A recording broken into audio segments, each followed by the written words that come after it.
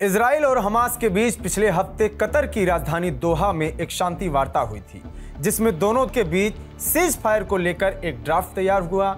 माना जा रहा है कि दोनों देशों के बीच चल रहे युद्ध का समाधान यही है, यहां से युद्ध रुक जाएगा। शांति वार्ता में शामिल होने के लिए अमेरिकी विदेश मंत्री एंटनी ब्लिंकन इजराइल की राजधानी तेल अवीव पहुंच चुके हैं। अमेरिका के अलावा इस शांति वार्ता में मिस्र और कतर भी शामिल हैं। हमास सीधे तौर पर इस शांति वार्ता में भाग नहीं ले रहा है।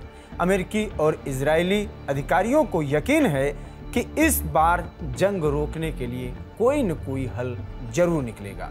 इसलिए इजराइल का एक प्रतिनिधिमंडल वार्ताओं के लिए रविवार को मिस्र की राजधानी काहिरा पहुंच गया। एक और सीज फायर का ऐलान करने की बात की जा रही है। दूसरी तरफ इजराइल ने हमास पर रॉकेटों की बारिश कर दी है। गाजा के स्वास्थ्य मंत्रालय के अनुसार उत्तरी शहर जबालिया में एक रिहायशी इमारत के 2 अपार्टमेंट्स पर हमला हुआ, जिसमें एक ही परिवार के कम से कम 19 लोग मारे गए।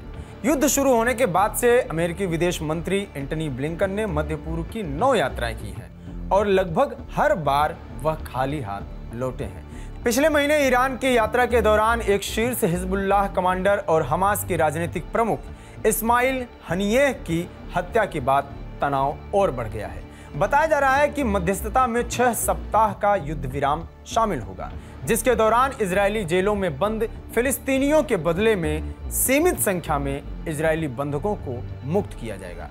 गाजा में प्रवेश करने वाली मानवीय सहायता में वृद्धि होगी। नवंबर के अंत में समाप्त हुए सप्ताह भर के संघर्ष विराम के विपरीत यह युद्ध विराम अनिश्चित काल तक बढ़ाया जा सकता है।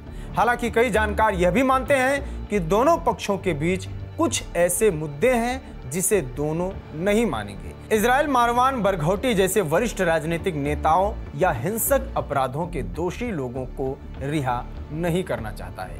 हमास ने कई बार दावा किया है कि उसे कई बंधकों के ठिकाने या स्थिति के बारे में पता नहीं है।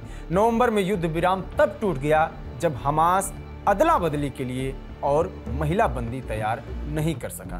दूसरा बड़ा मुद्दा यह है कि इजरायली सैनिक कैसे और कहां से हटे।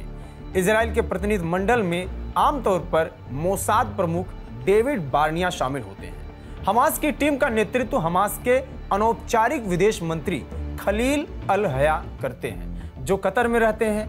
वार्ता की मध्यस्थता अमेरिका, कतर और मिस्र ने की है। CIA के निदेशक विलियम बंस, कतर के प्रधानमंत्री और विदेश मंत्री शेख मोहम्मद बिन अब्दुल रहमान अल थानी और मिस्र के खुफिया प्रमुख और राष्ट्रपति अब्देल फतह अल सीसी के दाहिने हाथ अब्बास कामिल प्रमुख वार्ता